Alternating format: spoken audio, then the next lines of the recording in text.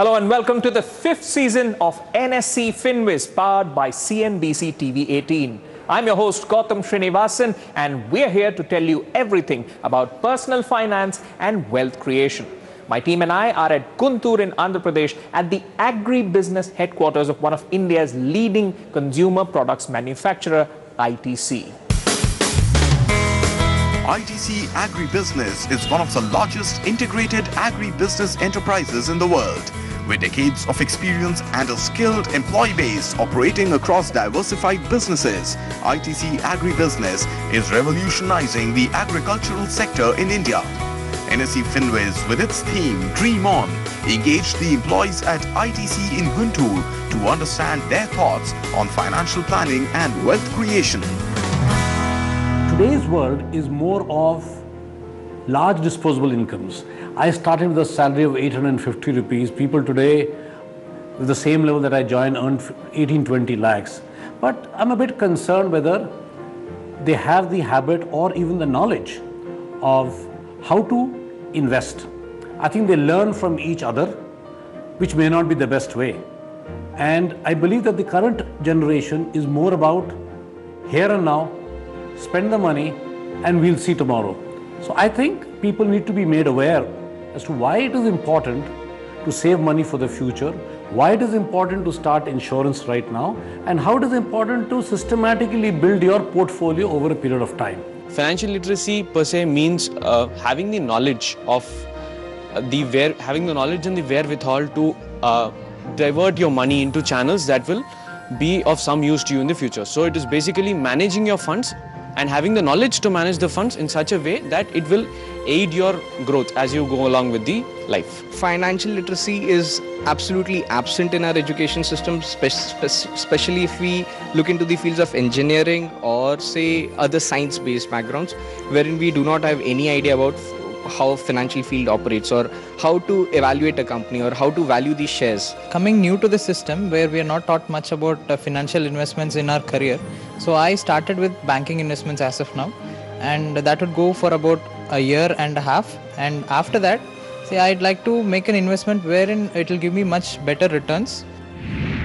The importance of financial planning, that's the theme of today's show. It's a very important question, especially at a point where everyone is looking to make their money work for them. There are a lot of myths associated around with it, and we're here to debunk those myths with the experts. And let me quickly introduce you to them.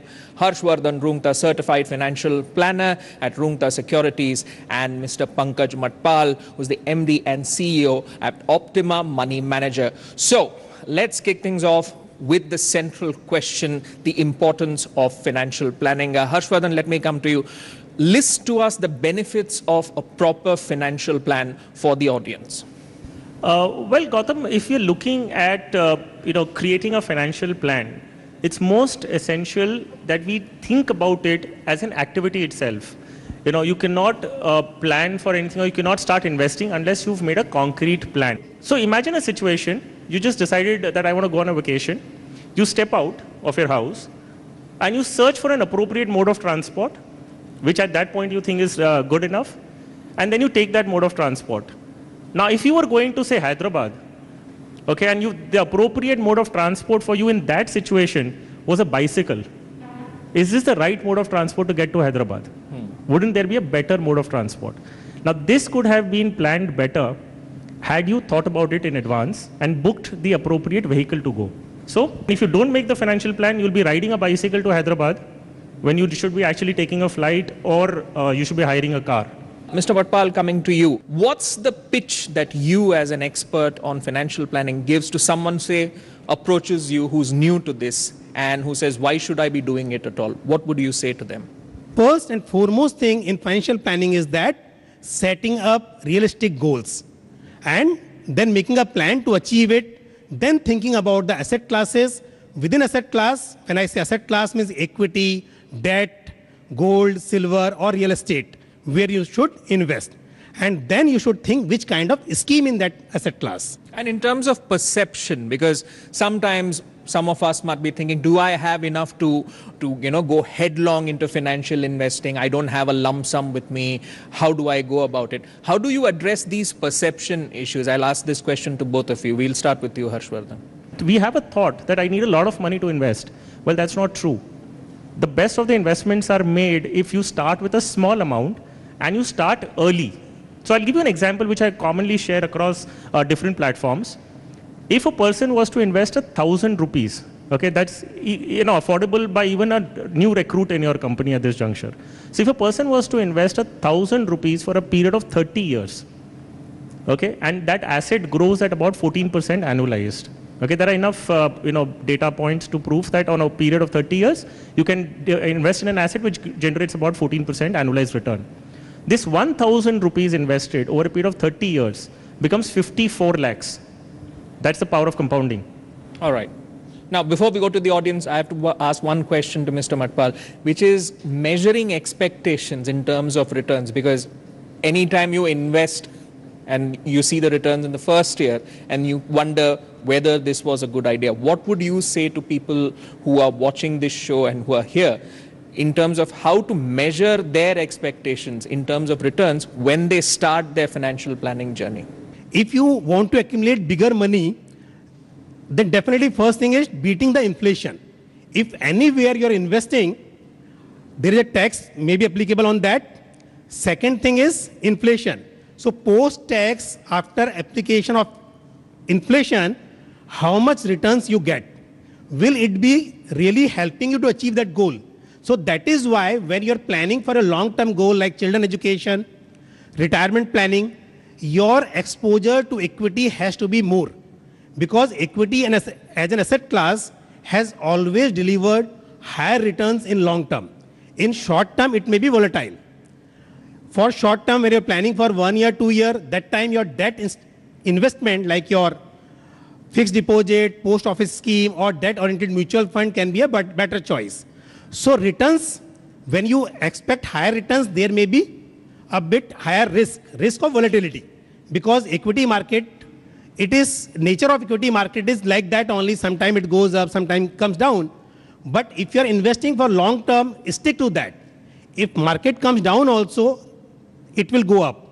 And good thing is, we'll discuss about that. Investing in staggered manner. All right. On that note, we'll take a short break. We've been discussing the importance of financial planning. In the next segment, we'll be discussing goal-based investing, the importance of it. So stay tuned to CNBC TV-18.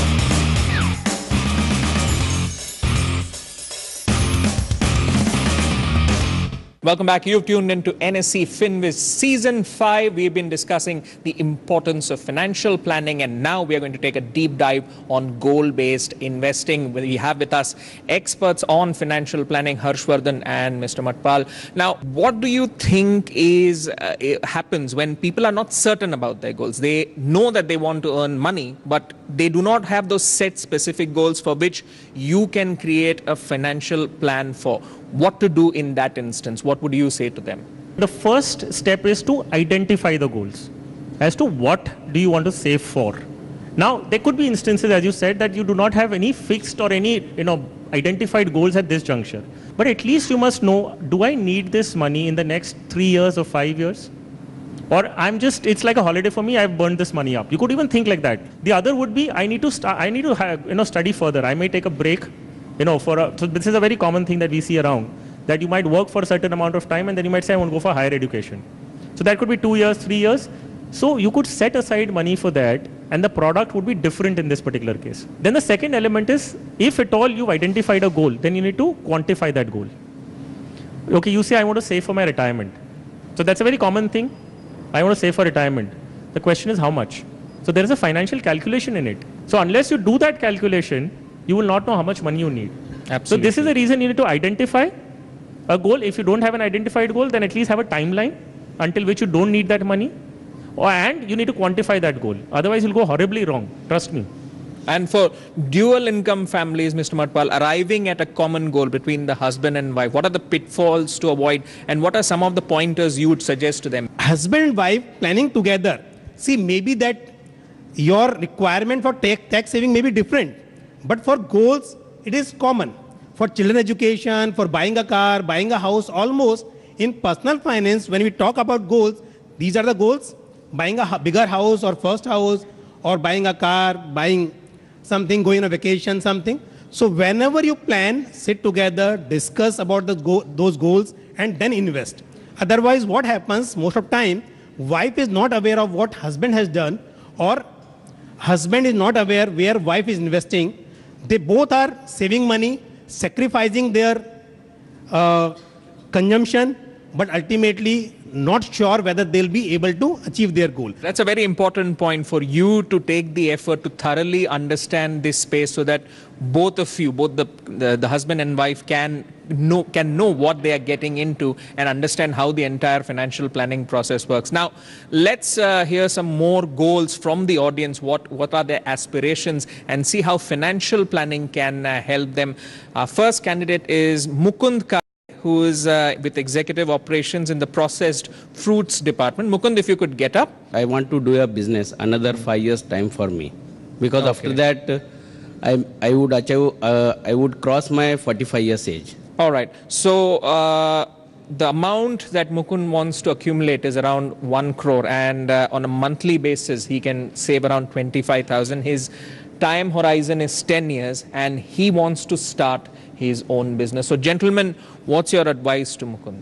See, if you have 10 years time, start investing through SIP in mutual funds. If you want to accumulate 1 crore rupees, for that expecting say 12%, 15% returns, if you are investing in equity, how much you should invest. Otherwise, see other way around, that how much you can save from your salary and start investing it. You have flexibility. So this time, suppose you're starting with 20,000 per month.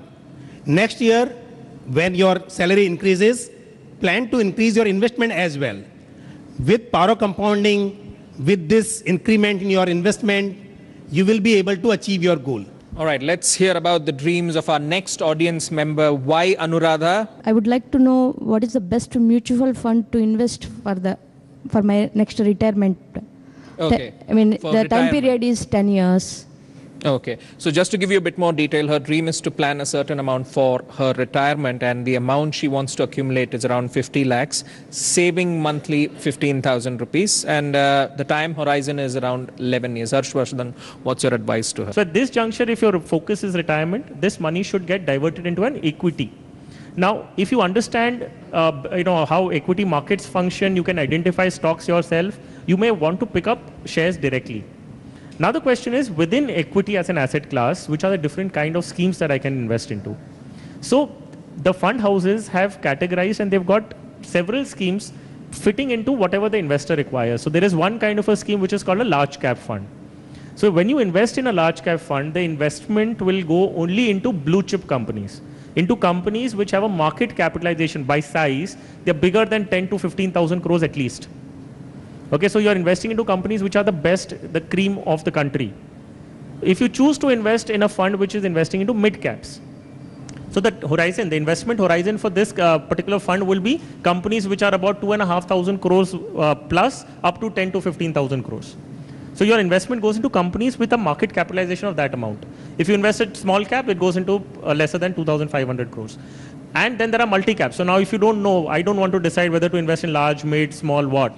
So there is another category called a multi-cap fund. In this, there is no restriction that the investment will go only into large or a mid or a small. So as per the fund objective and as per the choice of the fund house, they will invest into any company which they find valuable. All right, we come to our final audience member for this segment, L. Sarat Kumar. If you could get up and tell us about the goals that you have, we'll pass on a microphone to you. My goal is next 5 to 10 years I have to buy one good home. Shall I go for equity or shall I go for mutual funds? All right, to add more details to it, his dream is to acquire a home and also to educate others, which is a very noble cause. And the amount he wants to accumulate is around 40 lakhs. And on a monthly basis, he can save 15,000 rupees. And he has about a 10-year horizon. So that's the goal that Mr. Sarat Kumar has. Mr. Matpal? See, in your portfolio, equity and debt both are important. Equity gives you growth potential.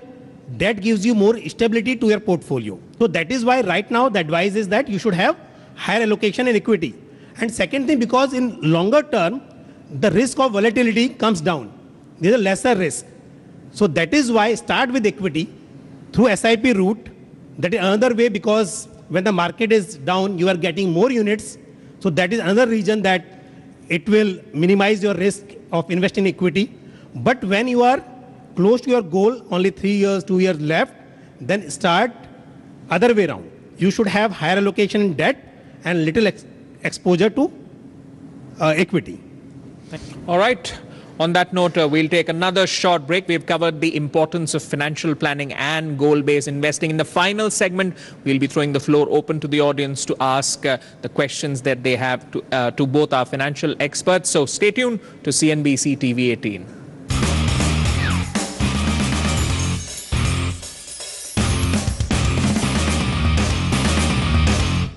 Welcome back to NSE FinWiz Season 5. Now, in the first two segments, we discussed the importance of financial planning and goal-based investing. Now, we open the floor to the audience, to anyone in the audience, to ask a question on financial planning to our panel of experts here. So, here we go. Yeah, I am Ashish Gupta. So, my question is that we all definitely agree that we have to invest and start investing as soon as possible.